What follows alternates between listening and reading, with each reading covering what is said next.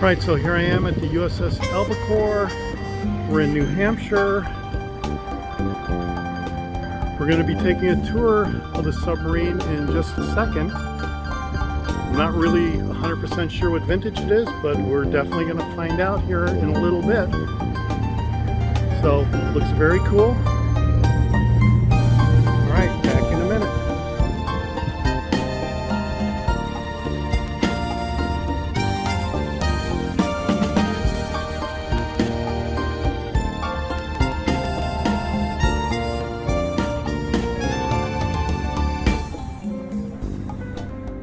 Well, you can see right here the fins or stabilizers or whatever they are look like they are able to move, kind of like an airplane. So that's kind of cool, and nice propeller set up there. That's kind of kick-ass. Notice two counter-rotating propellers and a rudder. Albacore was designed to go through 4 different phases or configuration of control surface and propeller arrangements. The first had the after control surfaces behind a single propeller. So here's a graveyard of propellers that's just sitting in front of the concession center, the reception center where you get the tickets, and there's like 4 propellers just sitting out here. Albacore was conceived to inaugurate a radical change in submarine design. Experience of World War II had shown that speed, endurance, and maneuverability were key requirements for submarines. As a result of this experience, Albacore's hull was designed with underwater speed as the prime requirement. Scale models of the hull were tested in tow tanks and wind tunnels to determine the optimal hull design. Albacore was built with a newly developed high steel hull. Along with these 2 innovations, Albacore was to serve as a test vessel for the newest designs in submarine technology. Throughout her career, she tested many innovative concepts. As a result, the U.S. Navy was able to refine these designs before incorporating them into the fleet. Albacore truly lived up to her motto, Prenuntius Futuri, or forerunner of the future. Chief Quartermaster Norm Bauer. Okay. There was a time when we were returning to Portsmouth when we picked up a sonar contact, which turned out to be a Russian submarine. With our superior speed and maneuverability, we shadowed it for a long time, finally forcing it to the surface inside the 12-mile limit. Since we couldn't stop him, he just steamed away. Please proceed to the next station located to your right.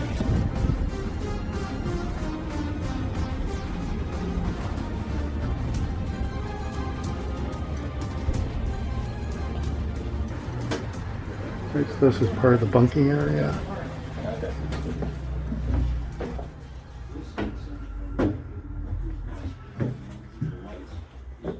Oh, it looks like the captain's area back there. This is a very small little opening. You got to be not very big to get in there. Okay, so this is the other bunking area on the other side of the boat. Still very cramped. Wow. Very interesting though.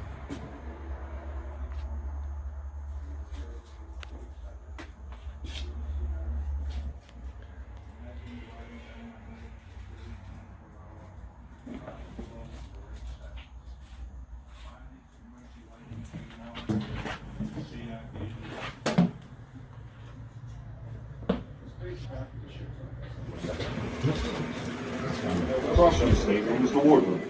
This is where the officers had their meals, held meetings, and conducted business. Small space behind the wardroom is the ship's office. Here the ship's yeoman or administrative assistant maintains the ship's records and files.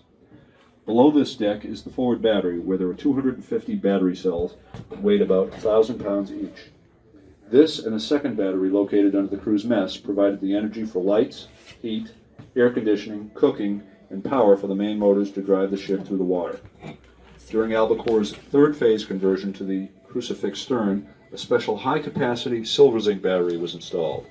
It was this special battery that gave Albacore the power to become the fastest submarine in the mid-60s. Lieutenant Hunter. Because the silver used in the special battery was on loan from the Treasury, the captain had to sign for custody of so many pounds of silver. In theory, if any of the silver was lost, The captain would have to pay the Treasury for the shortage. Quartermaster Norm Bauer. I remember when we were going for the submerged speed record for the first time. We had gone to maximum power when the main battery circuit breaker in the forward battery tripped with a loud bang. Suddenly, all the lights went out.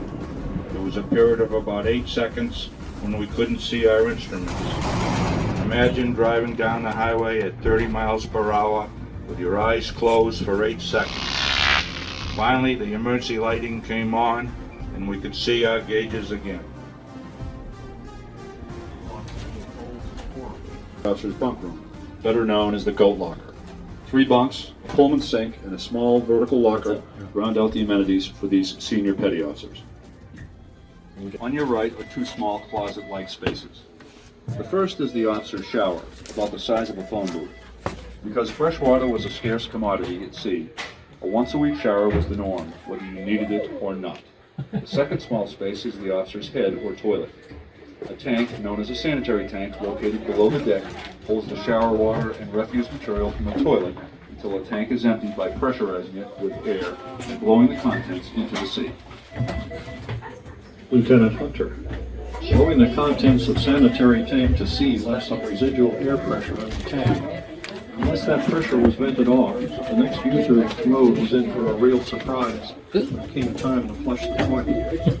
Most of the time, we were on the surface when the tank was empty, and residual pressure was released overboard. If we were submerged and the pressure had to be vented into the boat, the resulting aroma was a real attention getter. On your left, just before you enter the next compartment, is the ship's radio room or communication center. Equipment in this space gave the boat the ability to talk directly to other ships and aircraft it was operating with. The radioman operated the hydraulics for raising and lowering Albacore's 2 radio mains. Please proceed aft to the control room, the next compartment. Okay. Watch your head as you go through the watertight door. Bridge con, this is the captain. I have the con. Prepare the bridge for submerge operations. Con bridge. The captain has the con. Prepare the bridge for submerged operations, aye. Look out, lay below. Lay below, aye. Quartermaster, sounding. Sounding, aye. Dial ladder. Sounding 650 feet, sir. Very well.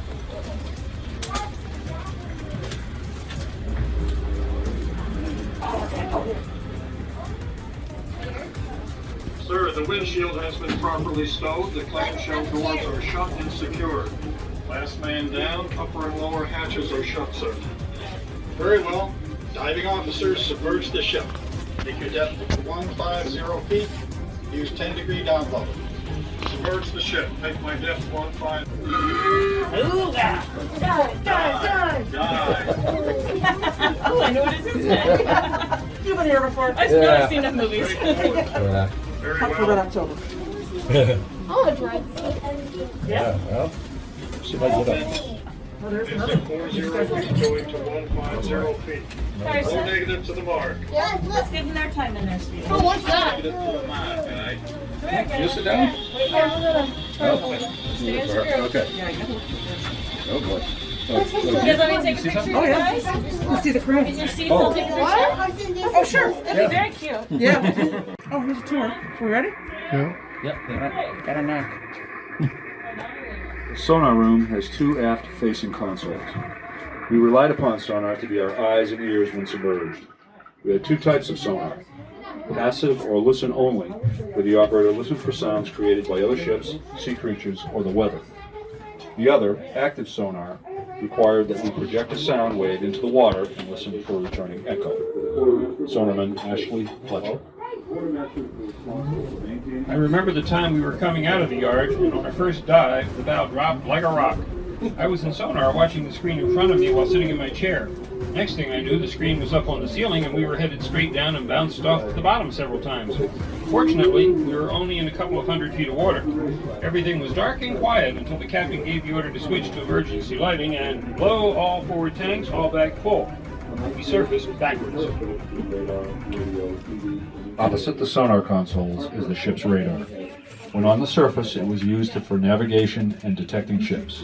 At periscope depth, it searched for nearby surface contacts using an antenna on a retractable mast.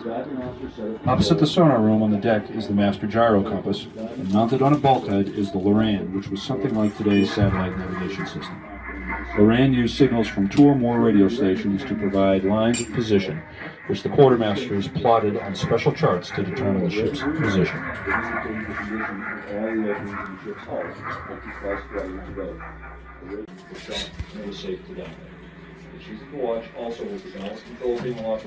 You think this is the compass? Yeah, it says Says compass. Oh, well, there you go. That's the compass then. Sheila's expertise identified the unit right away.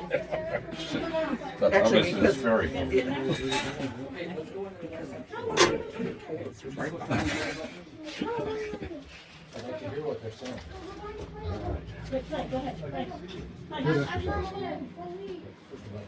Ship's galley, where all the food was prepared. The cooks prepared breakfast, lunch, and dinner for 55 officers and crew. A mid-afternoon meal known as soup down, or hot soup and sandwiches, was served as were mid-rats or midnight rations served at 11:15 at night. From this galley, the ship's baker made fresh rolls, bread, pies, cakes, and other pastries. Commissaryman Henry Shaky Graves. Albacore was a great feeder, even by submarine standards. Every other Friday noon, we served either fresh boiled lobster or lobster Newburg. On Newburg Fridays, I would go to the executive officer and ask him to take the secret Newburg ingredients, a bottle of sherry, out of his safe. Because the Navy was dry, we were not supposed to have anything but medical alcohol on board. The captain was told not to ask what was in the Newburg. Opposite the galley is the scullery where all the pots, pans, and eating utensils were washed. The cooks were assisted in preparing, serving, and cleaning up after each meal by junior members of the crew referred as mess cooks. After the scullery are 3 tables which constitute the mess deck or crew's eating area. The mess deck was the site for all hands meetings and briefings, where the evening movie was shown, and the place for letter writing, card playing, studying, or you could get a cup of coffee and relax. Opposite the mess deck is the second crew's berthing area, which has an additional 21 beds.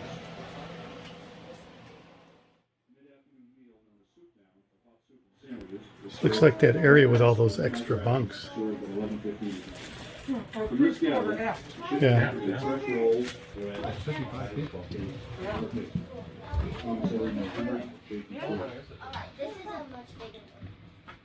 Albacore was a great feeder, even by submarine standards. Every other Friday noon, we served either fresh boiled lobster or lobster Newburg. Freshwater usage was pretty much limited to about a gallon per man per day. A partial sink full of water was used to take a bird bath. This consisted of brushing teeth, shaving, washing hands, face, and whatever parts of the body needed washing. Due to sanitation requirements, only the cooks, baker, and mess cooks were allowed to exceed the stringent water limitation. Under the deck, at the very aft end of the compartment, are a chill room, a freezer, and a dry storeroom. And the ship was to be at sea for a long time. Canned and dry goods were stored down there and in lockers throughout the ship because there is never enough storage space for food on a submarine. Although never done on Albacore because of her relatively short periods at sea, it was not unusual for a boat going to sea for a long time to have cases of canned goods on the deck until space became available in the designated food lockers. As indicated earlier, a second sanitary tank is also located under the deck. Please proceed aft to the machinery compartment, the next compartment. One consideration for retiring Albacore was the cost of either installing new engines or starting up a long dormant production line to make additional repair parts. Above your head, between the 2 engine spaces, is the after escape trunk. This trunk served the same purpose and functioned the same way as the one in the bow compartment. Located just after the escape trunk is an area known as maneuver, and at its center is the propulsion cubicle. The cubicle was the watch station of the main power electrician, who would steer the electricity from the main generator to the battery that applied to the main motor. Lieutenant Hunter. Zimbar secured the power to the main motors and announced, "Fire in the cubicle." The smoke stopped, so Tony then announced, "Fire's out." When Tony tried to restore power to the motors, nothing happened. He then notified control he was unable to answer any bells. Whatever burned in the cubicle had disabled the main motors. So here we were at test step, and slowing down with no way to propel ourselves to the surface. It was a couple of heartbeats later when I felt and heard the emergency blow system activated, and we started on our way up to the surface. And never stop going. Never stop. Never stop. On your left are the two main propulsion motors.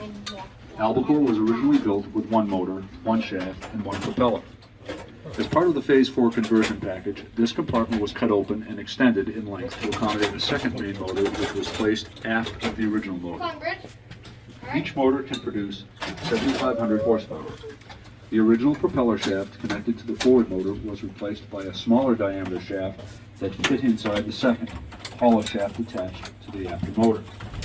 The motors were wired such that they always turned in opposite directions. It's all been cleaned.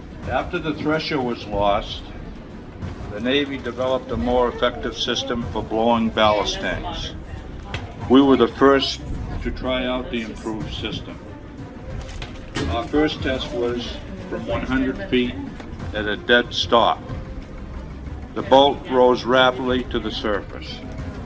The second test was to be from 500, but the captain decided to do one from 300 instead. When the blow began, the boat immediately took a huge angle to starboard, and we stayed that way until we reached the surface.